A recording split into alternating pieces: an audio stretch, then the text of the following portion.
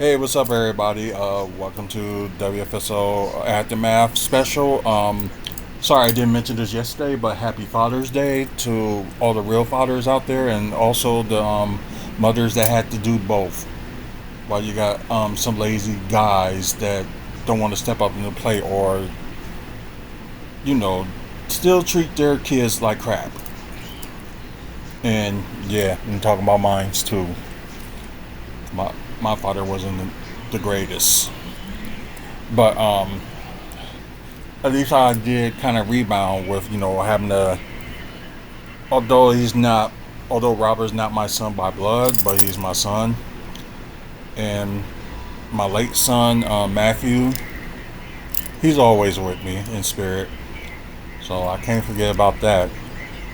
Um, what we're gonna talk about is TNA against all odds results. We will talk about that in a bit. We'll talk about WWE's Clash at the Castle results. Were kind of resulted of what was going on this past this past Saturday. Well, tonight I might as well say not. Yeah, tonight with Drew end up quitting. Since sorry for some of y'all that don't even know the results and I just kind of spoil it. So I apologize about that. Also, we're going to talk about. We're also going to do the NBA mock draft. I know y'all saw me do it this past Friday, but we're going to do it through by the fans polls. They're like top 100 like players and stuff like that.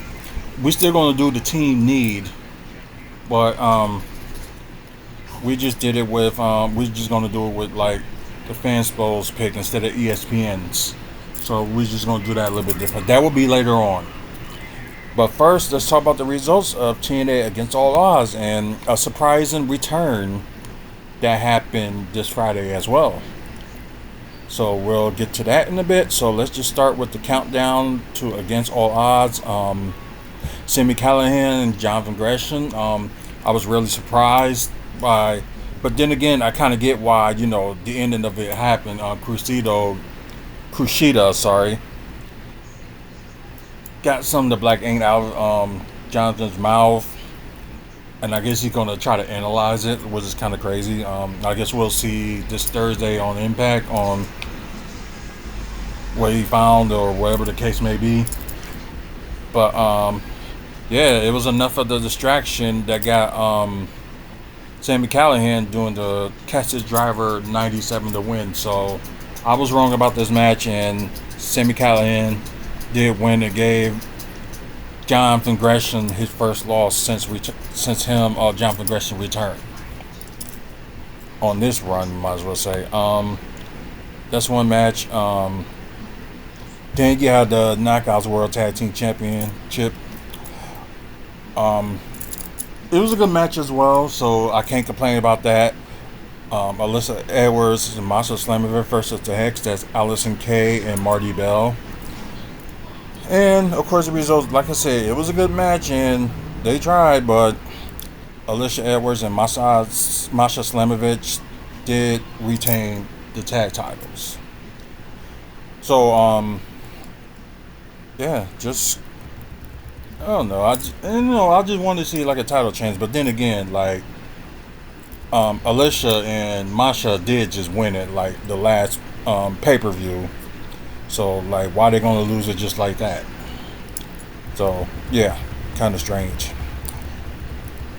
Okay, now they on live. Well, the main card, I should say. And the way they kicked off the matches was Mike Santana versus Steve Macklin. Mike Santana and Steve Macklin, sorry, versus the Rascals. Trey Miguel and Zachary Wentz. All around action, all around, but I think I did get this one right. Mike Santana and Steve Macklin did beat the Rascals.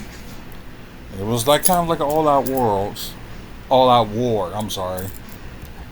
So good match. Steve Macklin and Mike Santana did shake hands after the match, and yeah, and just went their separate ways.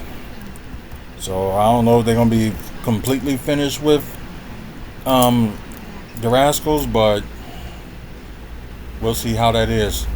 Wait, Jalen Brown getting Finals MVP? I thought anybody was gonna get Finals MVP was probably Drew Holiday.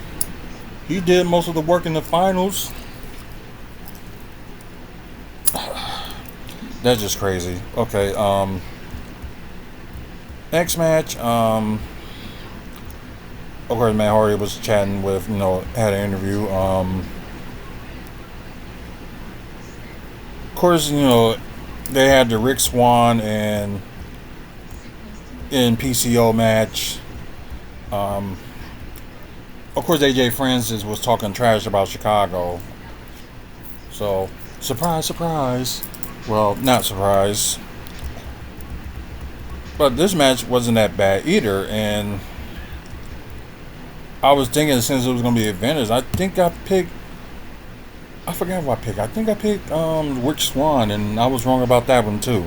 So, like I said, it's always a good thing about some TNA matches. Like it didn't, you can't predict it, and that's a good thing.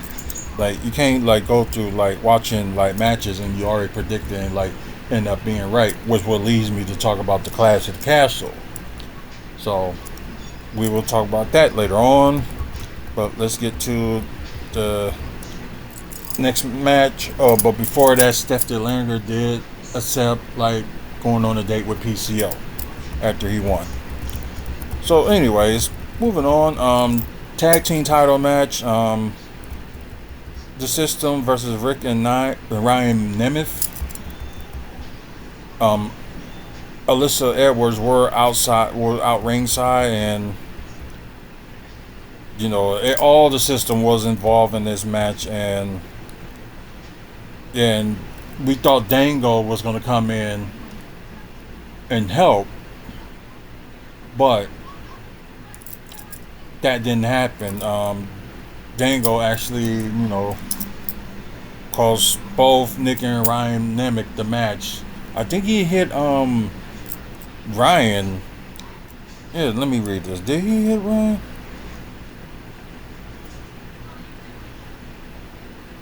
Oh yeah, he did took a shot at Ryan as I thought, and Eddie did capitalize and hit him with the Boston Knee Party, and ended up hitting him 1, 2, 3. Well, pinning him 1, 2, 3. Oh god, it's so hot in here. I'm kind of losing my words. Oh my god. So the System, of course, Brian Myers and Eddie Edwards do retain the titles. Okay. Well, okay, yeah, we know it was clear that Dirty Dango was like working with the System, so should be not that much of a surprise. And I think the next match was okay, it was Joe Henry versus Frankie Kazarian. I was wrong about this match too. I thought Frankie Kazarian was gonna win it. Oh yeah, he did win it. I'm sorry. Yeah, Frankie Kazarian did win. Oh, I'm sorry. I was lost for a second. So it's been I know it's been like a few days since watching it, and like Drew forgot to know what was to you know match or whatever. But yeah, Kazarian did use the brass knuckles and end up pinning Joe Hendry 1, 2, 3. So kind of sucks. He and the crazy thing is like Ace Steel is gonna challenge Frankie Kazarian in the match. I think it's gonna be this Thursday on Impact. So yeah, it's getting interesting. Um, you have Trent Seven going against Mustafa Ali for the X Division Championship. So Champagne Singh and Mike Bailey are banned from ringside, but I think he ended up like getting some help anyway. So I think it was like some of his henchmen like try to help him. You know, yeah, they helped him with it. Let's see. let's see. Oh, he rakes the eyes and connect with a one final 450 splash. Did a sharpshooter and forcing Trent Seven to tap. That's crazy. But I was right about this match too. So Mustafa Ali is going to retain. So I guess really like all like the interference and stuff didn't do much. It was just like Mustafa Ali just cheated to win. And it was revealed before the match had started that Mustafa Ali didn't even care about the politics. He just cared about himself. So not surprised if you're a heel. Of course you're gonna care about yourself. Just crazy. Yep. It will be this Thursday. The Santino Morera made that match. Frank Kazarian versus Ace Steel in the Chicago Street Fight. So very interesting. Um, yeah, this one's interesting too. Josh Alexander, the returning Josh Alexander, and Eric Young went against ABC. This could be like a potential for like a future, tag team title match. But with the like all the confusion that happened, ABC did capitalize and won. Yeah, shocker, right? Uh, I did pick Josh and Eric, so I was wrong about that. So ABC did win the match and could be lining up for a future like rematch for the tag titles. So that'd be cool. Um, let's see what else. Oh, okay. Here y'all talk about. We were trying to figure out who was the challenger for Jordan Grace. It ended up being NXT's Tatum Paxley. So yeah, it was a good match and ended up being interesting. But Ash by Elegance was at ringside. So yeah, it was a like good, like decent match, and she did a juggernaut driver and went for the win. So Jordan Grace did retain, which I thought was a good match. Now let's see. After the match, Ash blindsides Grace with bejeweled knuckles. Grace quickly gains control and dumps Ash to the outside and suck her in her own champagne. And Grace did have a sip of it as well. So yeah. um, yeah. Of course they was talking about Slammiversary being next month on July 20th. I think yeah, they got that on a Saturday in Montreal. Um, let's see. Main event: Moose and with the System versus Matt Hardy. And the thing was, Nick and Ryan Nemeth ended up coming out and attacking Eddie Edwards and Brad Myers. So they ended up attacking them, and it was like a fair one-on-one match. But you did have Alicia Edwards out there too. So yeah. So it's broken rules match. So mainly it's like no disqualifications. Just win by pinfall or submission anywhere. So yeah, like they use tables. They just use like a lot of stuff like tables. I think a garbage can was used too. I believe. I could be wrong. Ladders were used. Of course, chairs was used. Just almost everything you can name that was there. But the interesting thing that happened that Rebecca Hardy, which y'all was also known as Rebby Sky,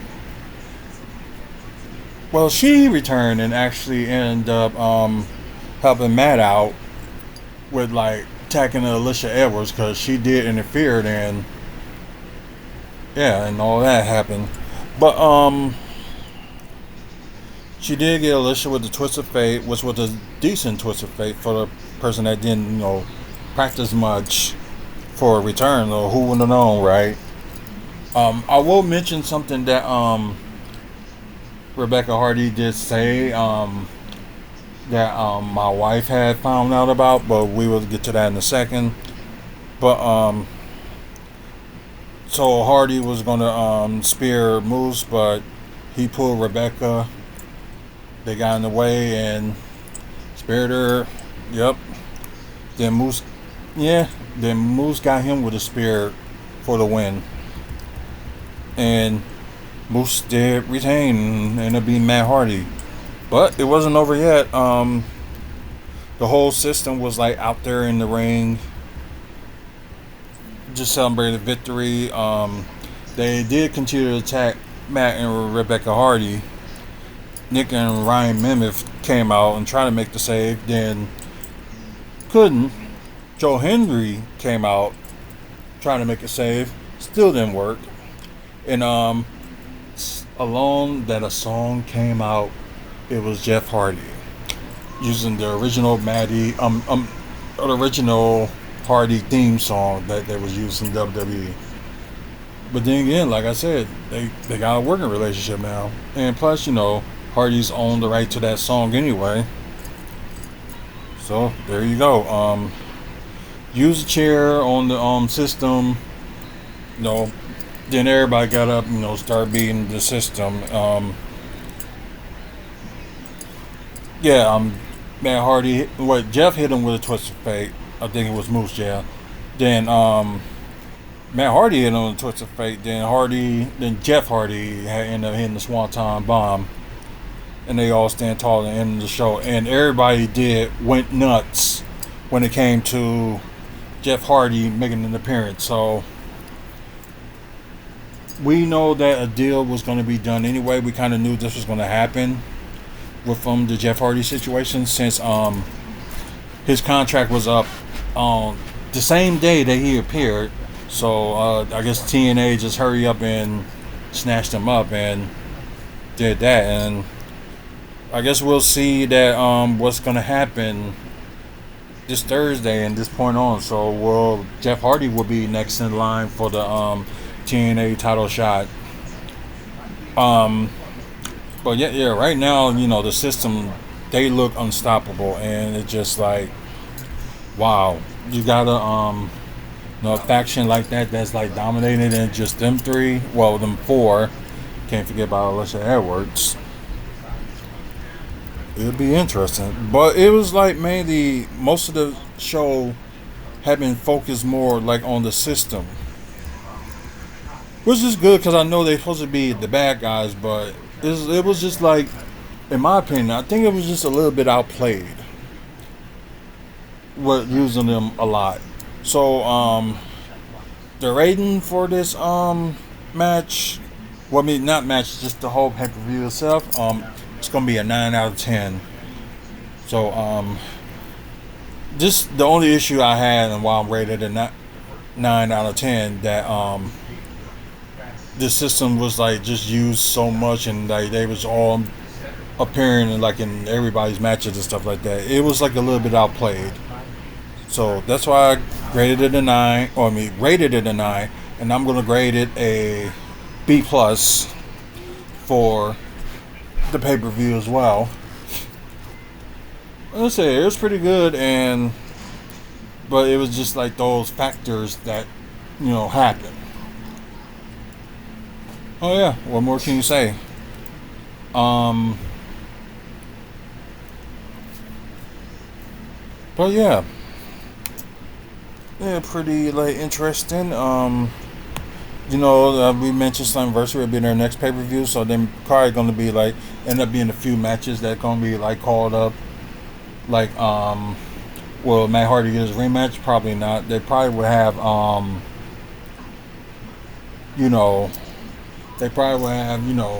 Jeff may go against Moose.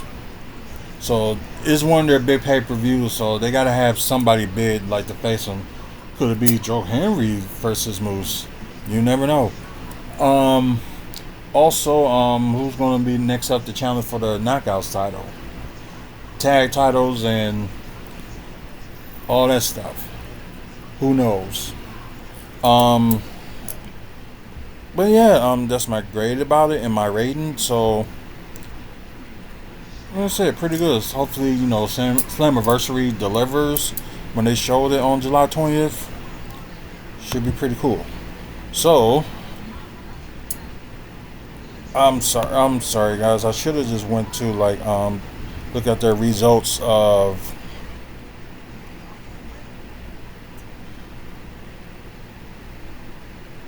Oh yeah, there's gonna be like some news that I heard earlier today that we're gonna talk about in a bit. So some of y'all that's watching pre-recorded probably know, probably just saw what I'm gonna be talking about. So let's see if we can find the results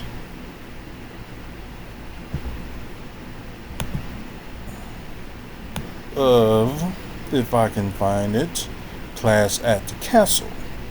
I should have just went WWE and then it just would have helped.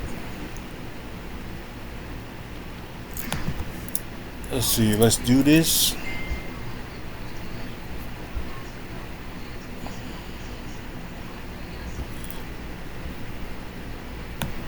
See, I know they talking about a little bit about Raw and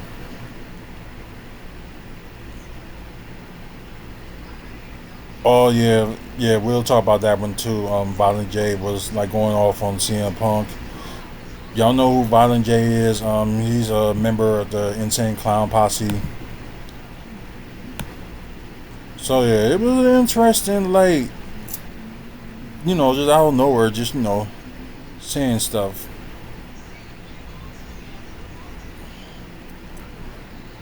Let's see. Um, let's see. Yeah, we're getting close.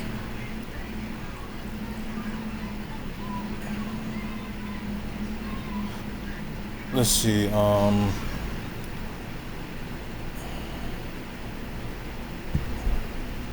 Come on. Where is it?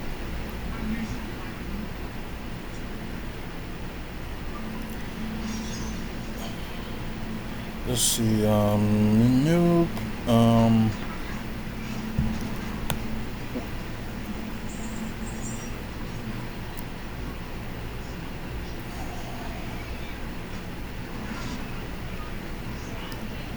Come on. Oh, there we go. Clash of the Castle results. I should have looked for that before we aired, so I apologize about that. Um, there is no pre-show, so we ain't got nothing to worry about that. So we're just gonna skip it.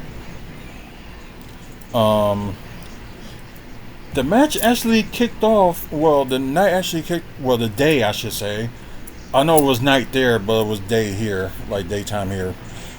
So the first match was the WWE Championship I Quit match. I'm pretty surprised. I'm thinking like, okay, they might have had something for the main event, something planned for the main event, which they did. But we thinking like, okay, Drew might win it. Okay, we'll see. But that wasn't we'll talk about that in a minute. But I know everybody was upset about the finish of that I Quit match, and if y'all look at years before, it was the same way that John Cena beat JBL. Not at WrestleMania, but it was the next pay per view after they had their rematch, and I think it was Judgment Day they called it. I believe it was Judgment Day pay per view. The same thing Cody did to AJ, and AJ said I quit. That's the same thing John Cena did to JBL, and JBL hurried up and said I quit. And the same thing was like both Cody and both John Cena were bleeding.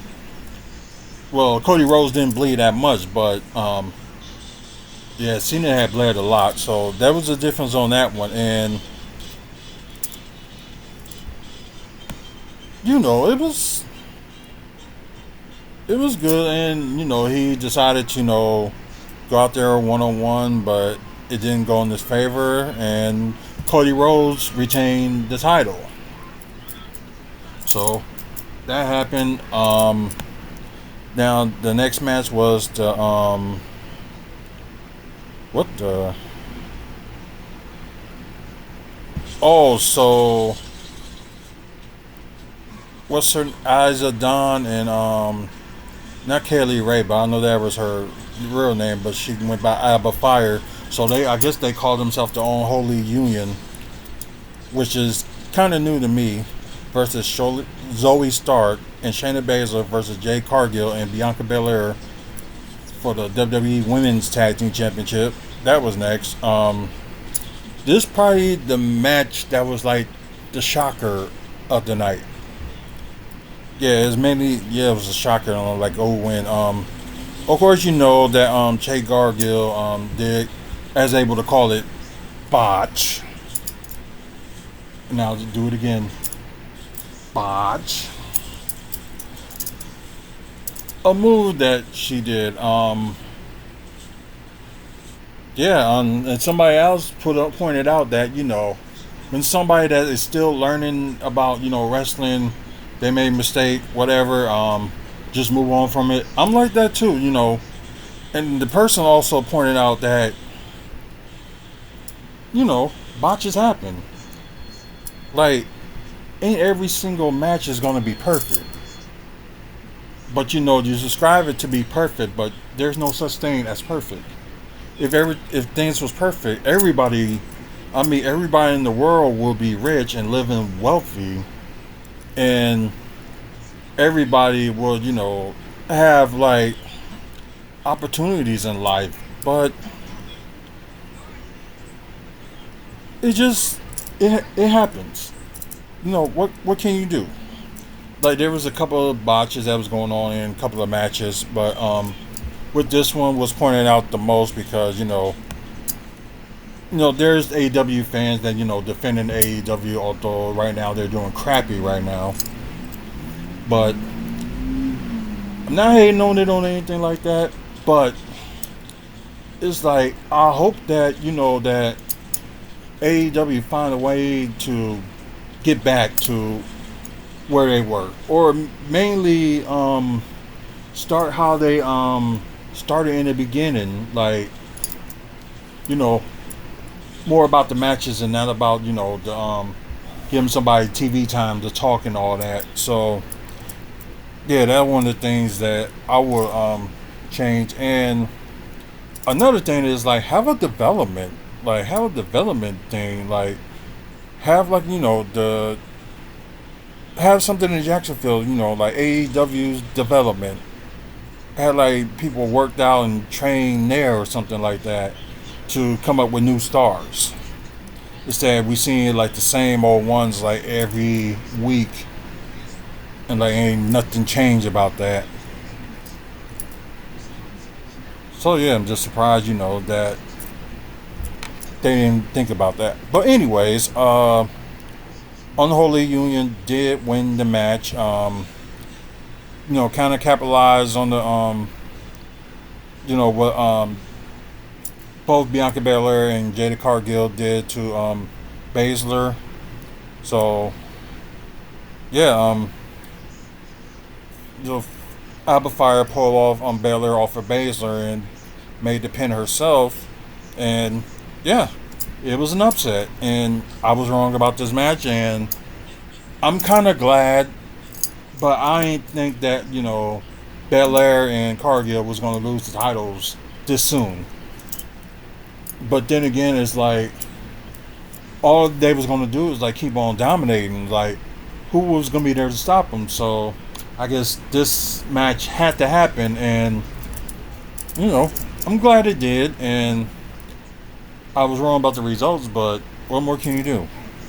So next off was Sami Zayn versus Chad Gable for the Intercontinental Championship, and apparently, as y'all saw on Raw, this was his last opportunity to get a match with the title. Because Sami Zayn did say like, regardless of what happened, this thing is over. Oh, yeah. He came out with Otis and Maxine Dupree and also Akira Tozawa. No, Akira Tozawa didn't make it. I'm sorry. I'm thinking of tonight. So, yeah, he came out with Otis and Maxine, and he tried to like have had have Otis attack Zamie when the time was right, and also have Maxine Dupree attack him and stuff like that. This is all just gotten weird, but yeah, Sami Zayn with the outcome ended up winning the match and retaining the title. So and plus you saw there was problems with Alpha Academy. So Sami Zayn did retain the title. So and y'all probably saw earlier like when he trying to want to ask the next challenger. You have Braun Breaker out there. You have Sheamus out there for number one contendership. And y'all saw that Sheamus ended up winning by disqualification thanks to Ludwig Kaiser that attacked Sheamus. And I was thinking like they might as well just make that match a triple threat match for Money in the Bank pay per view. Well, PLE. I'm sorry, but yeah. And what was it? As for Chad Gable, he ended up having a match with Braun Strowman. Ended up getting beat real quick for causes. Well, might as well say cause his trouble. But the interesting thing was like Otis saw Akira Tozawa got pushed. He had enough, ended up pushing Chad Gable, and they just walked off. I think he looked like he was just going to beat him up, but take out his frustrations, but he didn't do that. Well, what more can you do? I think Otis and Chad Gable will have a few, probably in the coming weeks. Maybe that. Oh yeah, they can't do it next week because Chad Gable is in the qualifying match for Money in the Bank against Braun Strowman, and I forgot who else they added. I can't even remember who they added, so I apologize. Next up, we got Piper Niven versus Bayley for the WWE Women's Championship. With Piper Niven, she was accompanied by Chelsea Green. Chelsea Green tried to interfere in the match, got caught, ended up getting out of there, and it was just back and forth. Just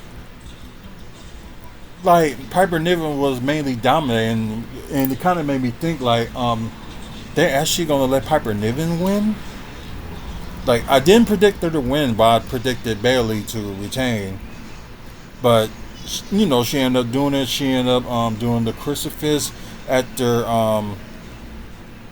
the butt heads, the headbutts, I should say. I don't know why I said butt head, but Niven headbutts Bayley. She went for the back body drop, but Bayley countered into a crucifix driver for the win. So that was the way for her to win. I don't think she probably would have got the belly to belly suplex on her. That was possible, but I guess they just went with doing like that move just to finish her off. Okay, main event: Damian Priest versus Drew McIntyre for the World Heavyweight Championship.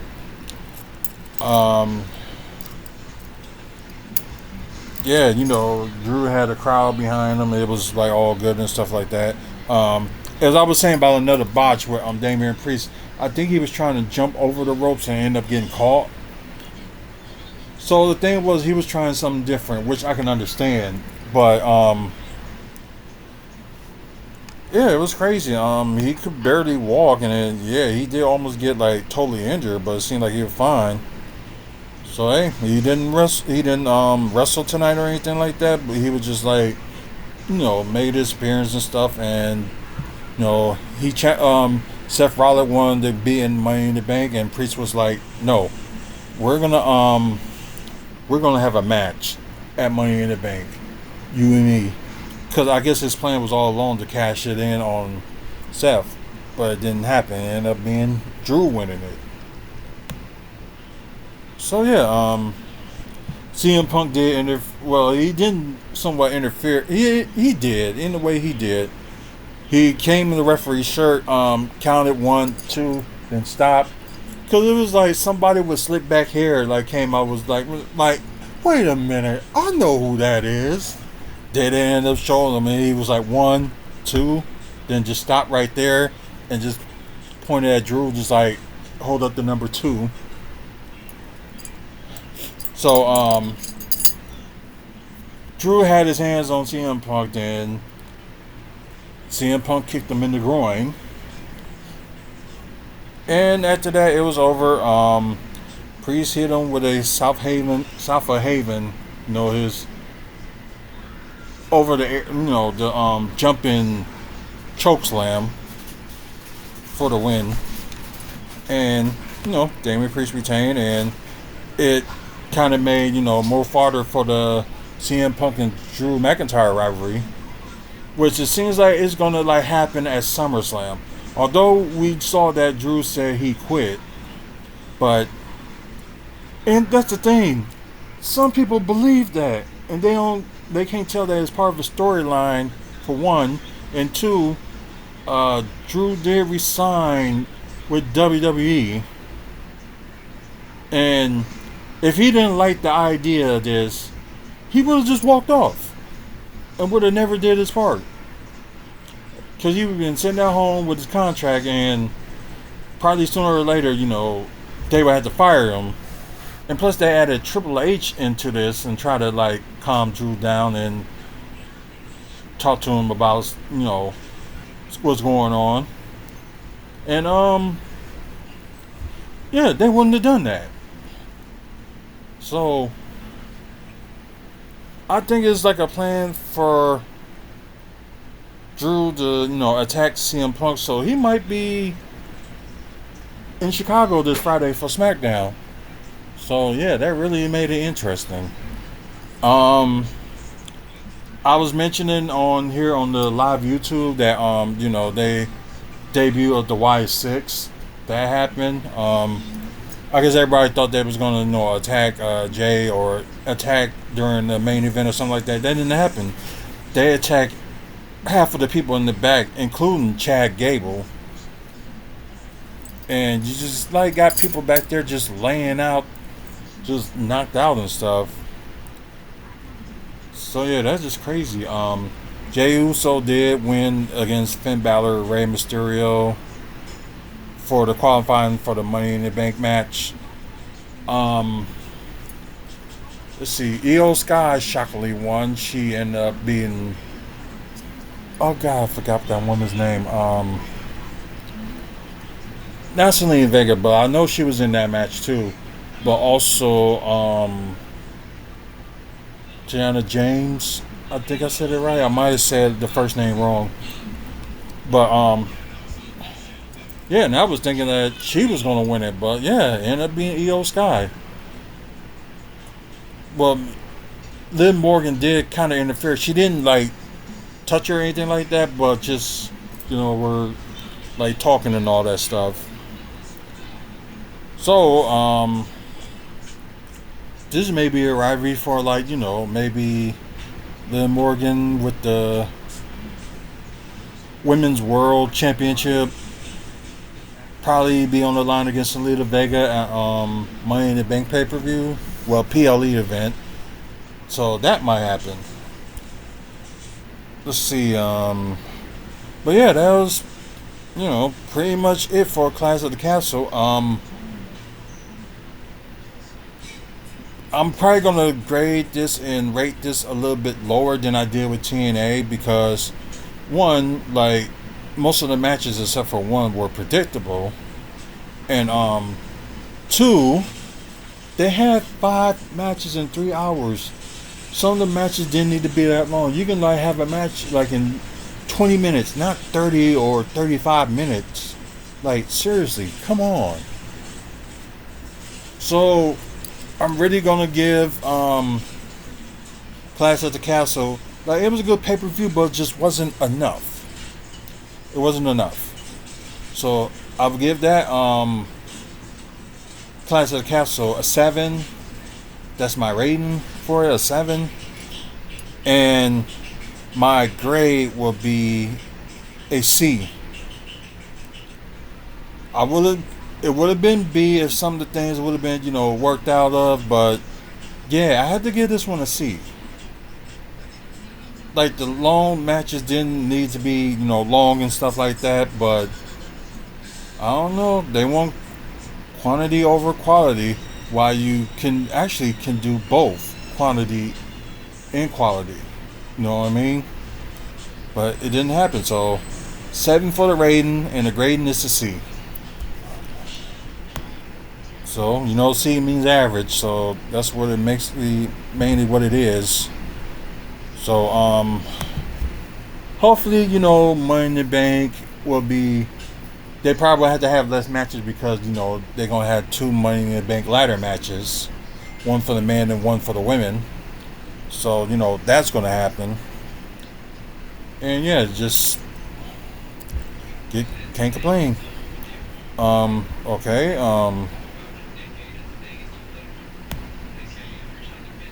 Let's see if I can find.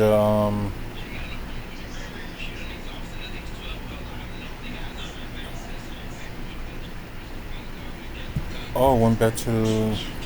Okay, let's click on WWE and talk about some of the news that they got, because there's like news like in AEW was not like worth talking about.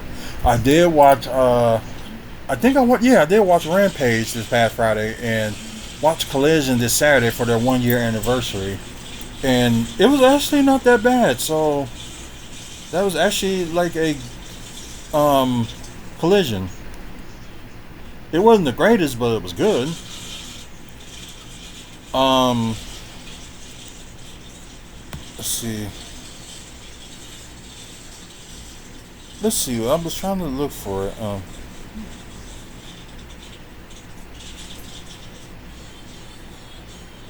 Let's see. Yeah, just like I said, the CM Punk thing will be a setup, and we will see what happens. Violent J did went off on CM Punk. It's like, you didn't want to shake my hand when we met you, and then call him a whole bunch of names and stuff like that. That's just crazy. Yeah,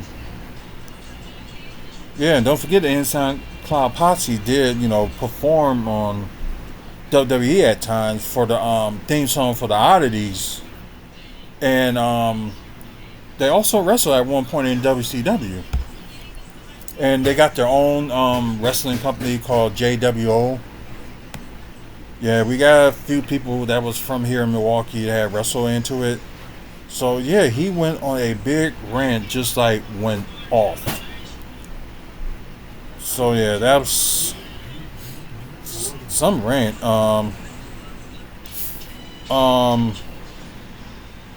Let's see.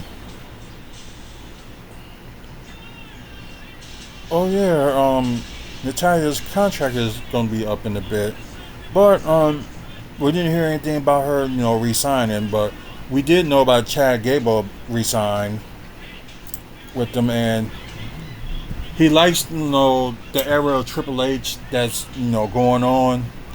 So it's like Triple H did give him promises and stuff like that. So it's probably more to go. So we will see what happened. Let's see.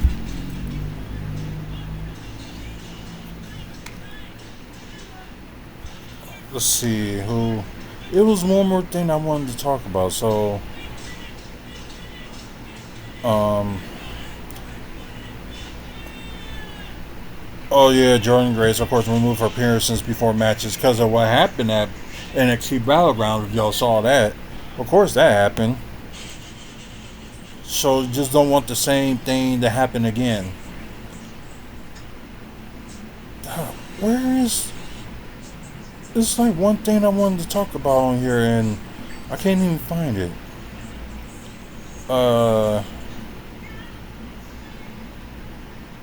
We talk about the Y6. Of course, we talk about what happened in TNA this past Friday.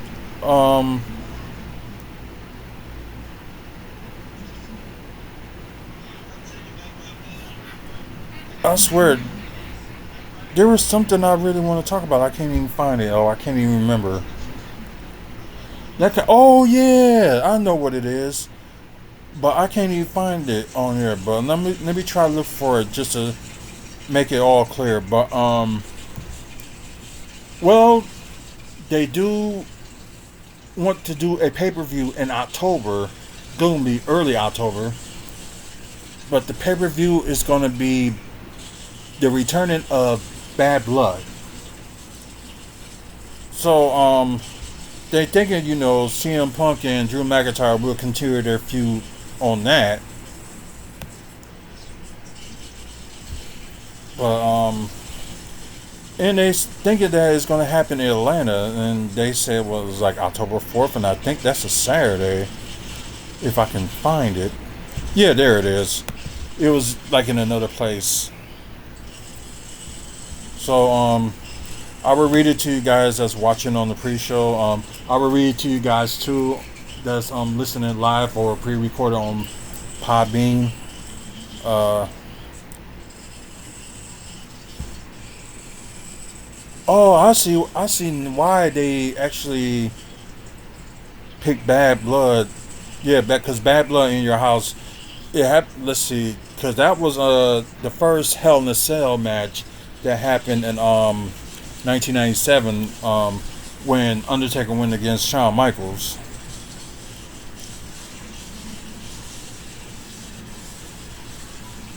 So yeah, it will be 20. It'll be the 27th anniversary to the day of the first Hell in a Cell.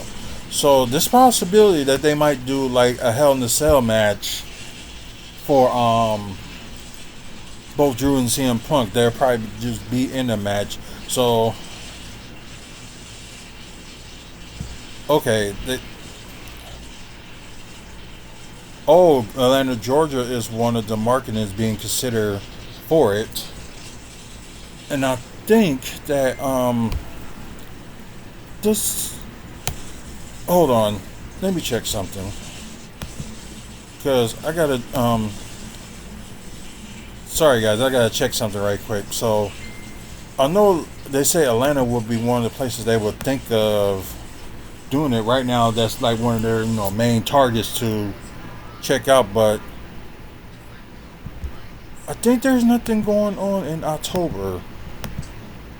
Well, we know normally we'll get a pay per view in October. Yeah, nothing's going on October 5th. So possibility, that WWE could do it here. Who knows? Um, so yeah, there's a possibility that it could be here. You never know. Um, but I was thinking also there could be a chance that Milwaukee may get Survivor Series too. But then again, Chicago will normally end up with like a pay per view every year. But they didn't like mention like what's going to happen with you know Survivor Series. So if Survivor Series go back to Chicago instead of like coming here, I wouldn't mind that because the chance of me like no, because I went to Chicago last year, but I didn't go to the show. I was just staying at the hotel that they normally will stay at. So that happened, and yeah, met a few people.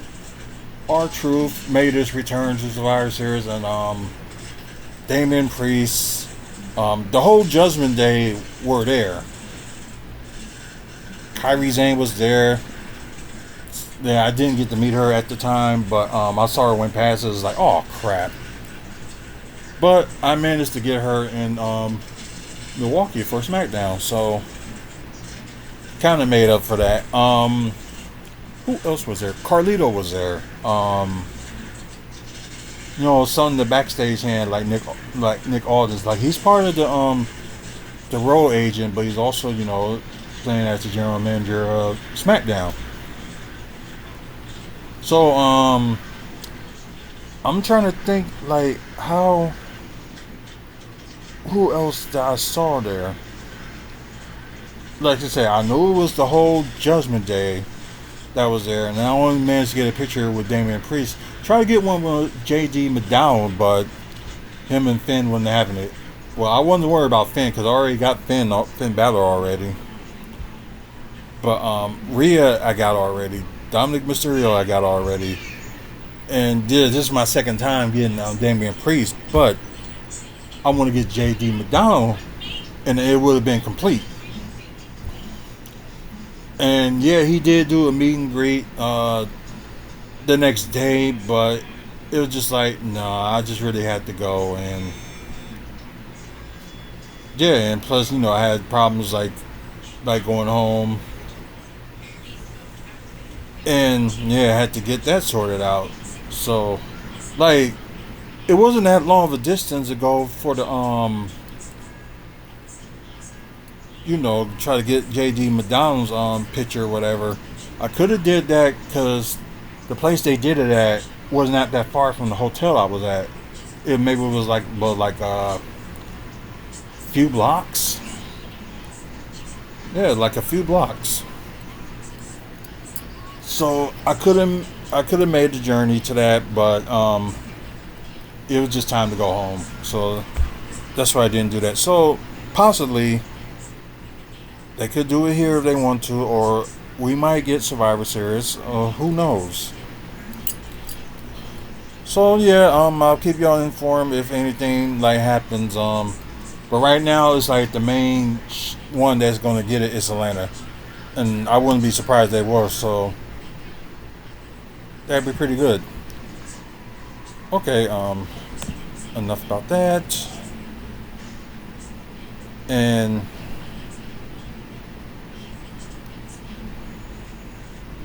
okay, this is mainly like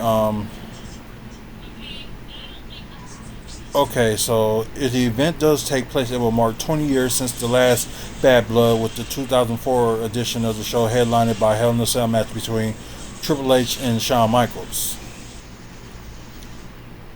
I think that was for the World Heavy. I think it was for the World Title. I think Triple H did. Wait a minute. No, 2004.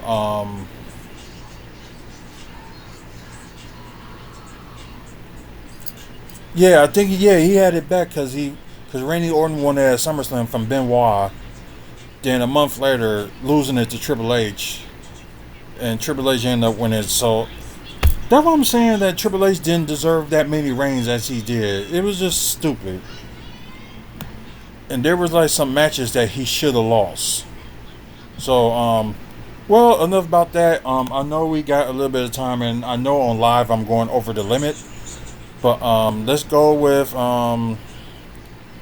let's see. I'm on Fanspo right now. We can talk about like the Bucks and the NBA draft. We will talk about that.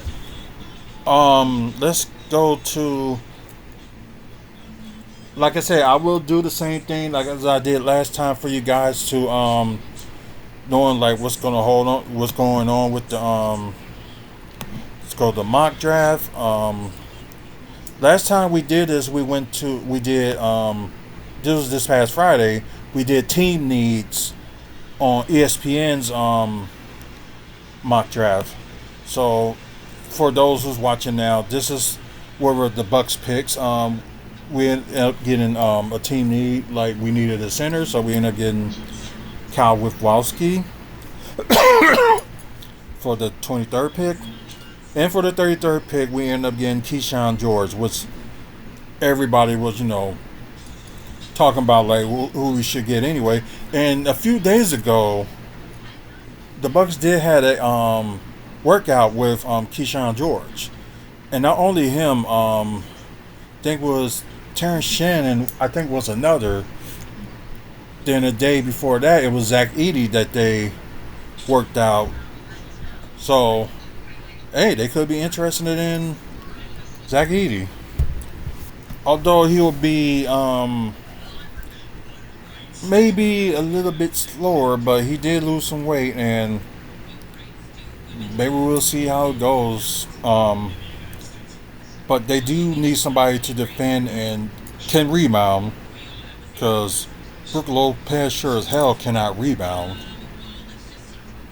Like, I know he's trying to set up for like other people to like get the rebound, but he should be focused on getting rebounds and besides him, like, blocking shots and try to do the drop coverage, which is not working anymore. At least not the way that they try to do it. So yeah, they got to work on that. If they're gonna keep Lopez and not trade him, but what more do they do? So, anyways, we're gonna let's see. I'll show y'all some of the you know picks and stuff, and it's like Zach Edey got picked earlier by Portland. Yes, Missy got picked earlier. You got Massachusetts got picked later. Uh, Keller Ware got picked early. Yeah, it was just some people that wasn't expected that ended up getting like picked, like some of them. And yeah, did somebody get Bronny James? I forgot who. Let me look at this because I think somebody did pick Bronny James. Yeah, it was Houston that picked them with their 44th pick, and Deron Holmes got picked later, much later, with the 45th pick with the Kings. Um, like I said, if you see like the 76ers, like this 49th pick and the Suns 59th pick, that doesn't count because they forfeited their titles. Not. I mean their draft picks. They forfeited their draft picks because of tampering. Uh, I forgot who the Suns did it for, but I know the Sixers did it when lost it because of the PJ Tucker talking to him earlier before the actual free agency. So yeah, I get to look here, and it seems like the Lakers couldn't get Bronny James, but he ended up the Lakers ended up getting like two centers. So that's kind of interesting. A 6'9" guy, Adrian Bona, and you got I think he was a 6'11" guy, Samto Cyril. Ended up getting him, and a couple of Marquette picks. Got picked. Got Ozari Odaro. Was one of the that was another player that worked out for the Bucks. So who knows? They might get him to be like a stretch forward. Who knows? But they really need like a center. But he did play center with Marquette, but like his defense is going to be like questionable. And although the Bucks didn't work out Tyler Kojet, but he was one of the guys that they were thinking that the Bucks will pick up. So yeah, less than 2 weeks away is the NBA draft. In which I kind of found out that the NBA draft, the second round, will start in the afternoon at 3 o'clock. So yeah, that kind of sucks. They could just did it like in the evening, but I know that I'm gonna plan not doing anything for that and just gonna like watch it. So yeah, let's make it interesting. So let's restart this. Yes, restart the draft. And still gonna pick the Milwaukee Bucks and go for full draft and go the same thing with team needs, but this time we're gonna go with Fanspo Continuous, like their choices for like the draft pick. So we're gonna get started. Let's go. I bet you the first pick was gonna be Alex Zar for Atlanta. Which now they having like different picks. Oh no, Zachary Wisher. Oh, they choose him instead. Nikola Topic. Wow. for the Wizards. Reed Shepard for Houston. So that was planned. Miles Busis for the Spurs. Wow. Stephon Castle for Detroit. Like they need a point guard. Oh, Alex Sarr finally gets picked with Charlotte. So wow, he dropped a little bit. T. James Chama for Portland. Rod Dillingham for Spurs. Okay, Memphis gets Cody Williams. Jazz get Isaiah Culler. Bulls select Ron Howland. I guess they might be forgetting about oh wow, the Thunder picked Donovan Clingan. Spurs picked Kyle Filipowski. Portland's picked Ulyss Missy. Crap. Miami once again picked Keller Ware, which was on the last one. 76ers select Jared McCain. Lakers picked Zach Edey. Wow. Okay. Number 18, Dalton Connect was chosen by Orlando. Devin Carter was chosen by Toronto. Adam Bona was picked by Cleveland. Wow. Okay. PJ Hall was picked by the Pelicans. Wow. Let's see, 22, Carlton Cameron for the Suns. And now it's our turn to pick. So the best player available will be the shooting guard, Jacoby Walter. But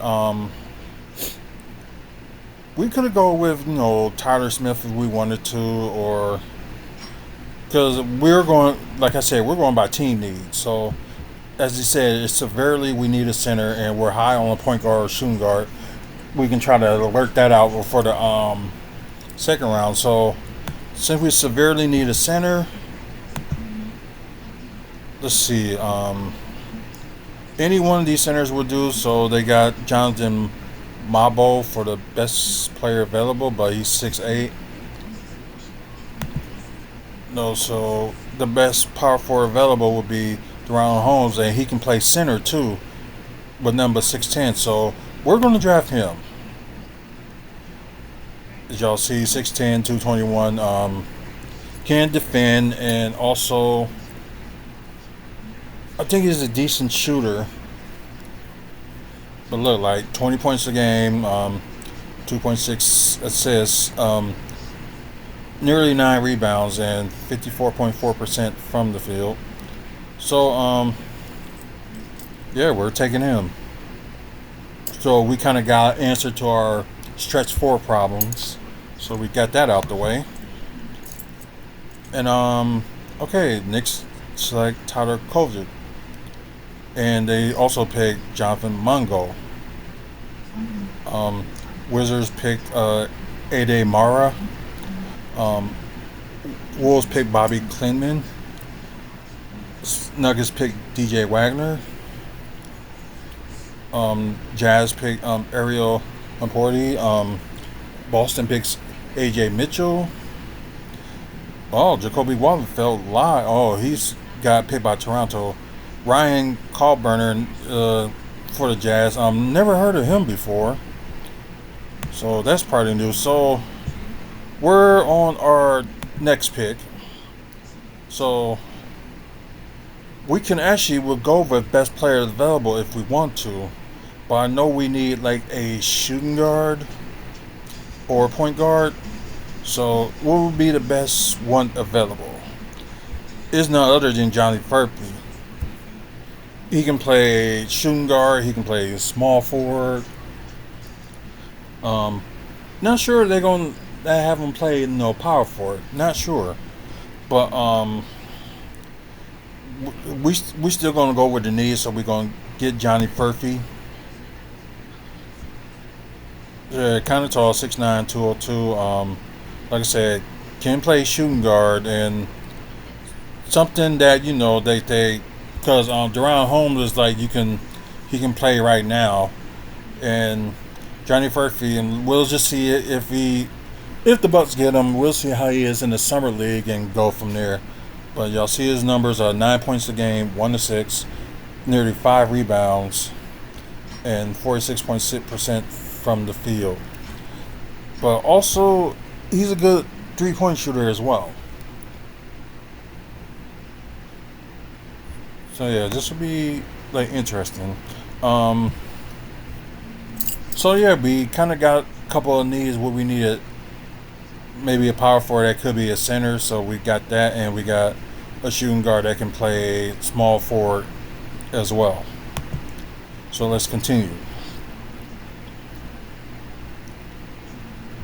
Ismail Amansa going to Portland. Keyshawn George going to San Antonio. Hunter Salas to Indiana. Tyler Smith, go to the Timberwolves. Kenneth Simpson, point guard, goes to the Knicks. Jalen Tyson goes to Memphis. Minfali Dante, a center, goes to Portland. Man, they picking a lot of centers. Okay, 76ers pick Udriz Cumbia, power forward at 6'11", could play center.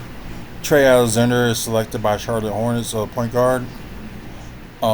Eraser Omno picked to Miami. Of course, he's a 6'9" power forward and plays center. Alex Krababan, power forward, picked by Houston. Sacramento Kings select Tyrese Parker, a point guard at 6'5". Clippers select Juan Nunez, a point guard. Magic selects Jamal Shea, a point guard. Spurs select Terrence Shannon Jr., 6'7" shooting guard, can play small forward too.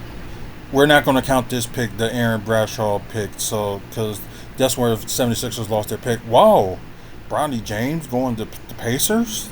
Wow, okay. Then you got Quentin Post that's going to the Pacers as well, 7-foot guy. Samuel Chiwell going to Washington. Adam Ball, a point guard, 6'7". Wow. Detroit selects Julius Mintz, a point guard as well.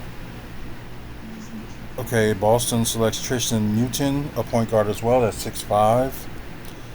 Okay, the Lakers go for Tristan Dead Silver. Wow, he fell way down. Wow. And Nuggets selects Celia Foster, a point guard.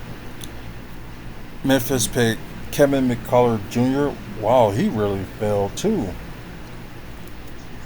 This pick doesn't count for Phoenix, but the final pick will be Jesse Edwards from West Virginia, a 7'1" guy. So yeah, let y'all I'll slowly scroll it down and have y'all look for it for the ones who's watching the the pre-recording. Oh crap, Brewers lost 3-5.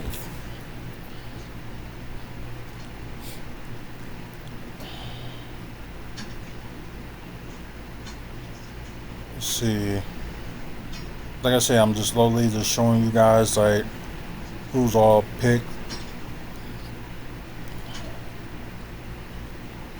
Because y'all probably would know these people know if you watch college ball or watch NBA Academy from Africa or watch some of these guys overseas.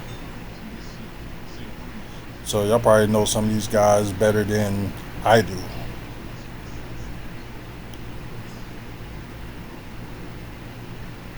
But Bronny James to Indiana. I'm shocked. I think it was Houston that was the last time that ended up, picking Bronny James.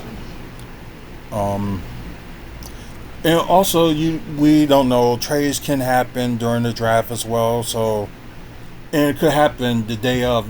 They can trade right before the draft started. So, they can trade their first round picks and their second round picks too. So, just starting, the day of the first round of the NBA draft, they can make trades on that day. So we will see what happens. And now, since now the NBA season is finally over, it'll be interesting to see like what teams are going to do during this off season. So as y'all see, Deron Holmes II and Johnny Furphy, we got for the Bucks. Like I said, a power forward that can play center, good defensively too. Johnny Furphy, good offensive guy. Okay on defense. So we will see. Anyways, that's gonna be pretty much it, guys. Like I said, thanks for watching on the live on YouTube, and thank you guys that are watching the pre-recorded version of it on YouTube, and thank for you guys that's watching on Twitch. Please share the channel and share the stream, I should say too. Just let people know that we're talking about wrestling and Milwaukee Bucks content. So just share it with the channel. And after you guys that's listening on Podbean, oh, it's reconnecting. Okay, let's try again.